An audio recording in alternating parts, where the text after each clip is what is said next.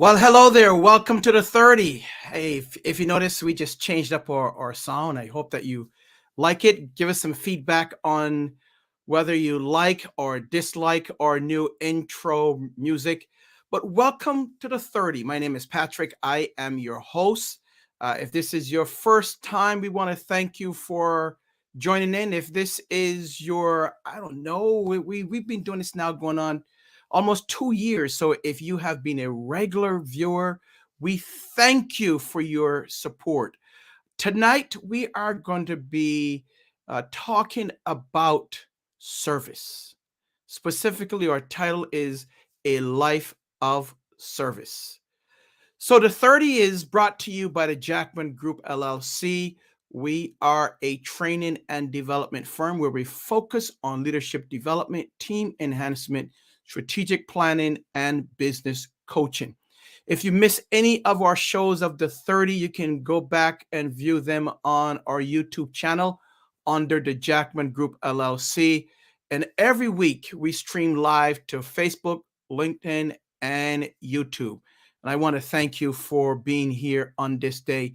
We want to make sure that we give you the quality that you deserve and that you've earned. So every week we have a dynamic guest coming in, and tonight is very special because I'm going to be talking to a great friend of mine, a good friend, and we're going to be specifically speaking about service, his life of service. So stick around and we'll be right back with our featured guest.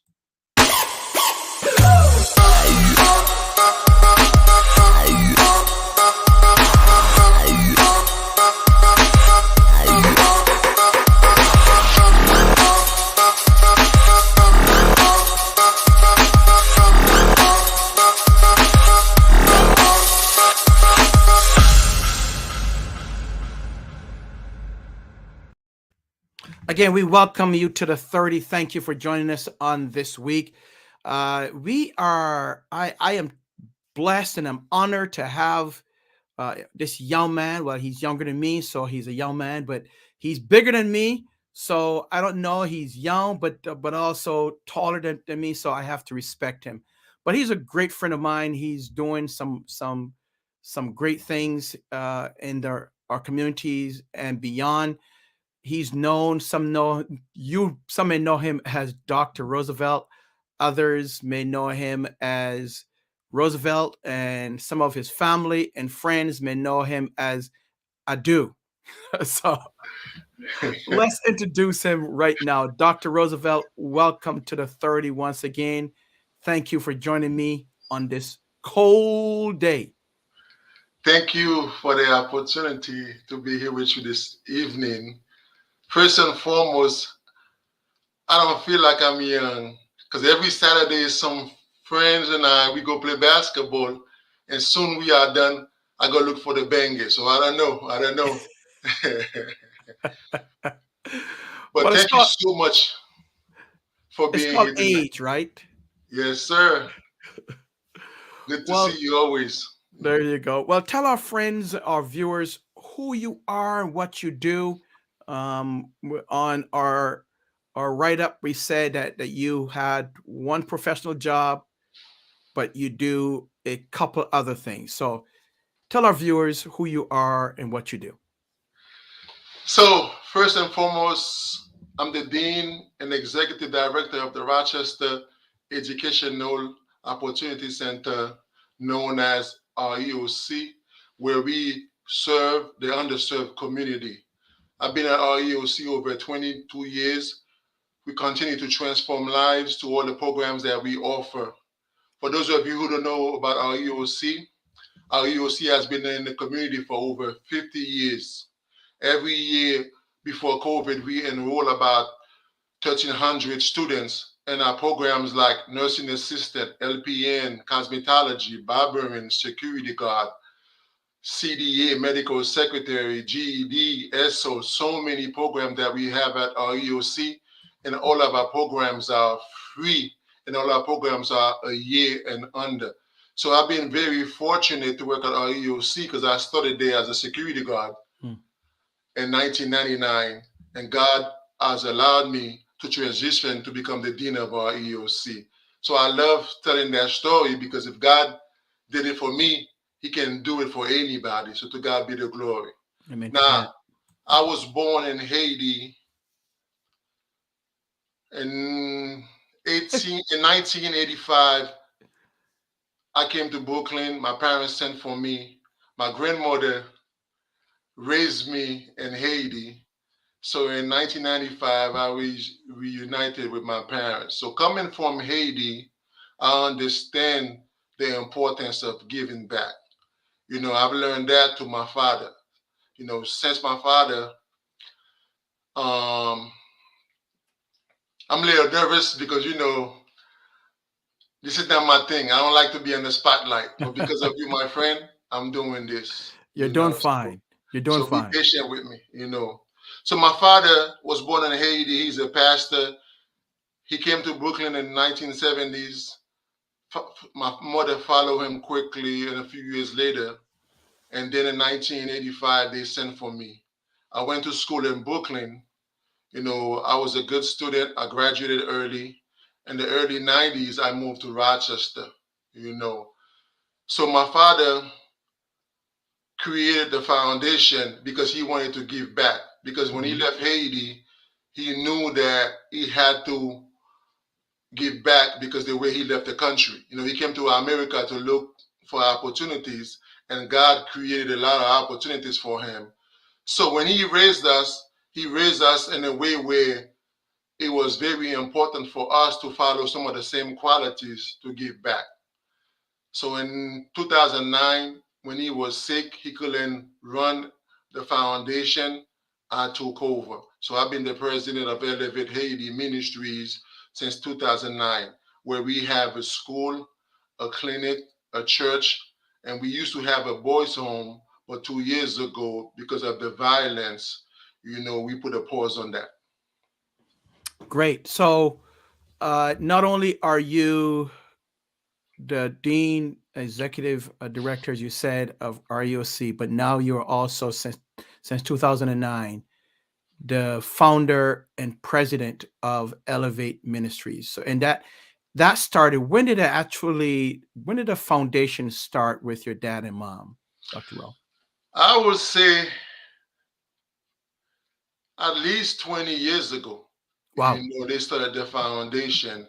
And what's interesting, my parents used to invest a lot in Haiti, and I used to be upset because I didn't understand why they were investing so much in Haiti while we were living in Brooklyn. Mm. I wanted them to spend some of that money on us. And Hmm. they told me, one day you will understand. One day you will see. So I didn't understand till we went back to Haiti in 2008. It was like almost 20 years since the last time I was in Haiti. And then when I saw all the work that my parents, all the money that they had invested in Haiti, all the difference that they were making in Haiti, the lives that they were impacting and changing, I was like, wow, wow, I finally got it. Hmm. So many people were coming to me and saying, if it wasn't for your father and your mom, I would not know where I would be today. Wow. So that opened my eyes and encouraged me and inspired me to get involved. That's great. So when we talk about our title, a life of service, so you've seen that from your dad and mom in terms of what they did originally with the foundation. Is that something that was instilled in you from them or from your grandmother? It started with my grandmother, but it definitely, when I came to Brooklyn and was able to witness exactly what my parents were doing, the way they were giving back, the importance of being a servant, like I said, and then going back to Haiti to seeing the impact. Hmm. That's when I found my purpose. That's when I said, okay, I need to get involved more in this foundation to make a difference, just like my parents. So this is not. when we talk about passion and purpose, this is not a passion of yours. It's more of a purpose of you fulfilling something that was started with your mom and dad. It's definitely a purpose. It's a lot of work.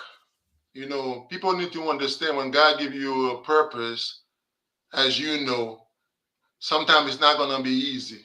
Mhm. Sometimes there are going to be some challenges. But if that's really your purpose, God will make a way for you. God will give you the strength that you need to continue to press on. And then He will place the right people around you. I could not do this without my wife. I could not do this without New Life Ministries. I could not do this with Elder Gis and Minister Carter and all the people that He placed in our lives. I could not do this without you and the support that you continue to give us. So it's definitely a lot of hard work, but I'm enjoying it. I'm enjoying seeing the boys when I go to Haiti. I enjoy seeing the people coming to us and saying, thank you for making a difference. Thank you for not forgetting about us. That's great. Now, are you the only one? Because I know that you have a pretty large family. Are you the only one in the family that has taken this road when we talk about a life of service, or are some of your brothers and sisters and family members involved as well? Definitely, my mother is still involved. Sometimes I have to tell her slow down because she's getting older. My Mhm. brothers and my sisters, they are involved. Again, my wife, very involved. So it's a family affair. All of us want to make a difference. So all of us have put time and energy in the foundation to ensure that we continue to transform lives in Haiti. And I'm very fortunate to have them on board because sometimes when they say it takes a village, it Mhm. really does take a village.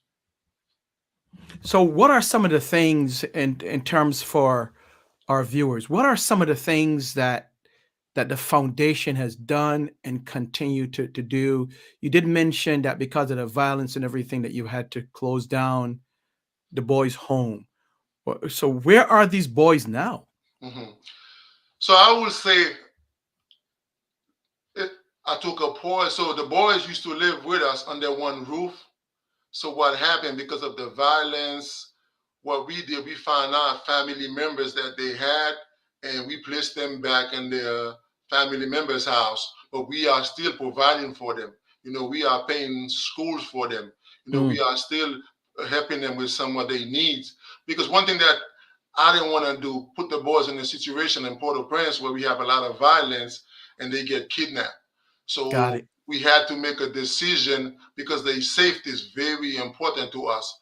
But we are still helping them. We are still paying for school for them. We are still helping them with their needs. In addition to that, the school that we have 180 students.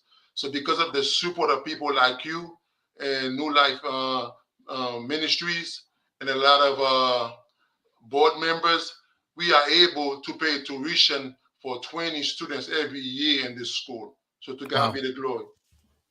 that's a blessing. So, help our viewers to understand.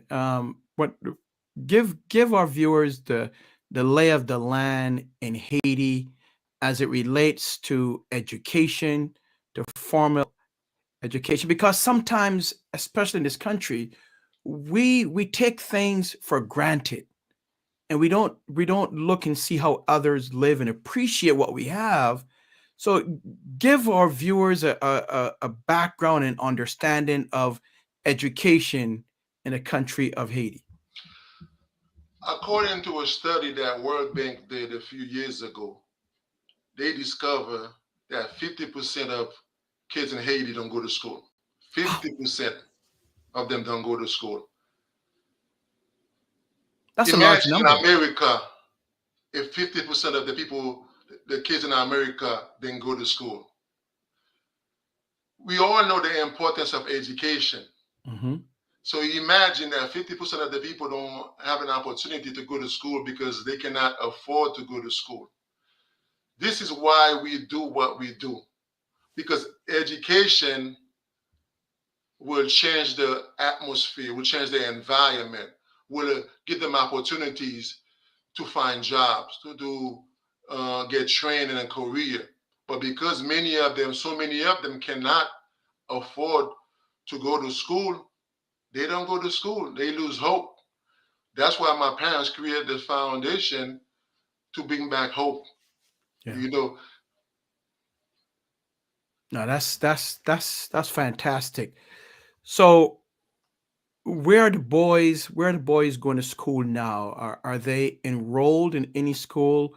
How are they being taught currently? so we have 12 boys, and one of them just graduated high school, is ready for uh, college or trade school. So I just had a conversation with him a few weeks ago to see how we can help him either go to university or learn a trade. So some of the boys, they attend school not too far away from where we live at, but some of them live in Cape Haitian, so they attend school there. So that's in the north of Haiti. So, but all of them are doing well in school. We have one young man, his name is Watson. No matter what school he goes, he's always at the top of the class. He's Wow, always that's number that's great. one. So for him, I'm looking to see if we can bring him to America for university. That's fantastic. That's great. So you have 12 boys that's Mm-hmm. in school. What is the plan going forward for these boys? And what age would they stop being, or would they continue to be part of the foundation, or do they age out and then you have a new group of boys? So the way we set it up, we want to make sure that the 12 boys under our care, we put them to trade school or university. So the goal for them once they graduate from college or university is to give back, Okay. to do the same thing that we are doing, pay it forward. You know, these are these 12 boys, you never know. One of them could become a president. Yeah. One of them want to be a doctor. One of them want to be an engineer. Some of them want to be pastors. So these are the future, these are the young men that will help to transform Haiti because we have instilled in them the qualities that they need to be the kind of leaders that we need in Haiti. Hmm. That's awesome. So I'm talking to Dr. Roosevelt Marius. Not only is he the dean and executive director at REOC in Rochester, he's also the president and founder of Elevate Haiti Ministries, which is a not for profit organization helping others in Haiti. So we're talking about him having a life of service and serving others. If you have any questions for Dr. Roosevelt, make sure that you put them in a comments box now. And coming up, we'll show you what he's done. We'll show you some pictures and we'll show you the site and also how you can help Elevate Haiti Ministry. So, Dr. Roosevelt, I know that you would take regular trips to Haiti and you would take others to go there and help out, and especially young folks. Will you be doing that in the future? We are praying and hoping that we definitely can get back to Haiti because the people are asking for us. They want to know Mhm. when are we coming back. But at the same time, you know, I have to be patient because I want to make sure that when we do take them, that Haiti is safe for them. So we praying that God will change Haiti so people can go back and help the Haitian people. But definitely every day people are calling me and asking me, when are you coming back? And the people who usually travel with us, they putting pressure on me because they're ready to go back to Haiti. Because usually I go to Haiti 2 or 3 times a year, and it's been a while since I've been to Haiti. So people are asking for me, when are you coming back? But they also understand that Haiti right now, a lot of violence, a lot of kidnapping. So they know that, unfortunately, we cannot travel to Haiti because of the condition. Okay. Let's look at what Mrs. J says. Ça passe, Doc. Sac passe, Mrs. Jackman. Good to see you. Good to see you. So what does ça passe mean for those of us that don't know, that don't speak Creole? What's up, my brother? What's Oh, going on? okay. Got it. Got it. What's up, Doc? Okay. Got it. So let's talk about Elevate Haiti, and I'm going to share as you talk through how can others get involved with the foundation, and what are some of the things that you are looking for that will help the boys, that will help the foundation.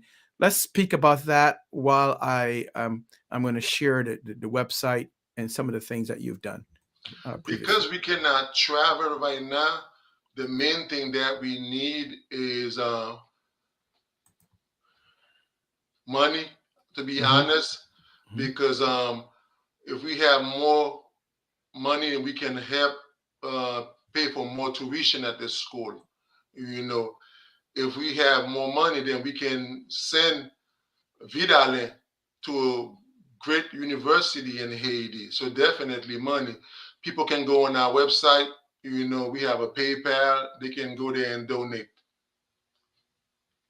Yeah, and we're showing the website now, so others can see exactly what is going on. I know my wife and I, we saw a couple of the boys there. Patrick was our favorite. Talk about the boys that are there now, uh, and specifically, how can others help the individual boys or the organization as a whole? I think first and foremost, continue to pray for us that God will continue to equip us accordingly so we can continue to contribute to the transformation of Haiti. But definitely, as I just mentioned, um, we need a lot of support. If we can pay tuition for all the kids in our school, that would be every year, that would be a great accomplishment. You know, it's about $100 for each student, and we have about 180 students in our school. So if we can continue to pay more tuition, right now we are covering 20. I would love to see if we can do 40, 50, then eventually 180 students. Hmm. So you're saying that it takes for 1 year $100 to send a student to school for 1 year. In our school, correct. Wow. Wow. Wow. Yeah. So that's definitely what we need right now because we're not traveling. I Sure. think this is where we can make the most impact. You know, again, remember 50% of kids' parents cannot afford to send their kids to school in Haiti. So if we can help about 180 parents to send their kids to school, wow, imagine the impact that we can make in that community. Absolutely. I'm going back to the part with education. So you had mentioned to me, I think you had mentioned to me that there were more private schools, but the public school system was pretty non-existent. Is that right? Definitely. So a lot of people in Haiti, they go to private school because the government do have some school, but Hmm. it's very competitive. So a lot of people open private school in Haiti, and they're very expensive. You know, Okay. our school is probably one of the cheapest school in Haiti because we understand the situation. We're not in it to make money, but we still have to pay the teachers and the staff. Right. Okay. So if someone wants to get involved, how can they? What do they do? What's the website that they can go to learn more? They can go to elevatehaiti.org or they can call 585-978-5622. Okay, so that's elevatehaiti.org. And the number again, Dr. Roosevelt? 585-978-5622. Okay. So if viewers, if you want to help out in terms of those 120 students, $100 per student, please, by all means, we this is a valuable cause. Education. I think someone said knowledge is power. Alfreda, thank you. So, if someone would like to help out and help these young people, we because we, as I said, we take so much for granted here in this country because we have it all, right, and we just don't understand. And coming from an island, and I get it, I understand, right? So there's so much here, and until we visit others, then we really see how people live and how blessed we are in this country. So speak about that a little bit, Dr. Roosevelt. Well, when I went to school in Haiti, sometime we'll go to school and we'll come back, and I ask my grandma, "Where's dinner?"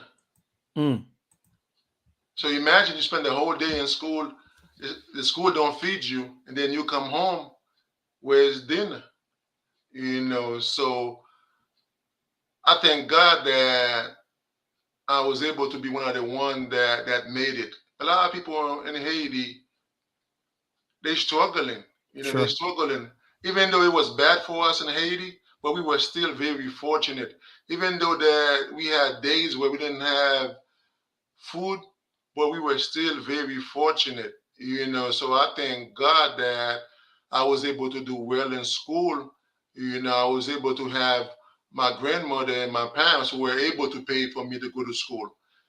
So we live in a country here where you get breakfast, sometimes you get lunch, and then when you get home there's a meal waiting for you, and then you can have supper.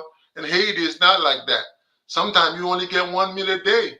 So Mm, imagine you get that one meal and then you have to go study, and then you don't have books sometimes because your parents cannot afford to buy books. So you have to borrow a book from a friend, mm-hmm, or you have to memorize everything. So in Haiti I had to memorize a lot mm. because we didn't couldn't afford the books. Wow, wow. That is, as Pastor Bernard said, you are such a blessing, and you're absolutely a blessing to the people of Haiti, um, and even here, because I know that you also, when we talk about a life of service, not only are you helping people in Haiti, but I know that you also help people here as well. So thank you so much for everything that you do. I know your family, your mom is extremely proud of you. Your wife, we are proud of you and everything that you do. And that I know it's not easy, but it's something that you're called to do. So thank you, thank you, thank you. Again, before we leave, could you tell our viewers how can they get in contact with you, um, and the foundation if they want to find out more or if they want to donate? How can they do that?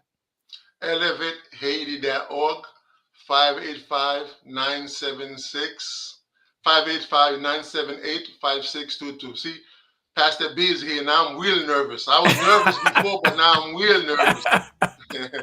585-978-5622. All right. Okay. And for viewers, I join us. Join the 30. Join the Jackman Group. We are going to make a donation, and I invite you to join us.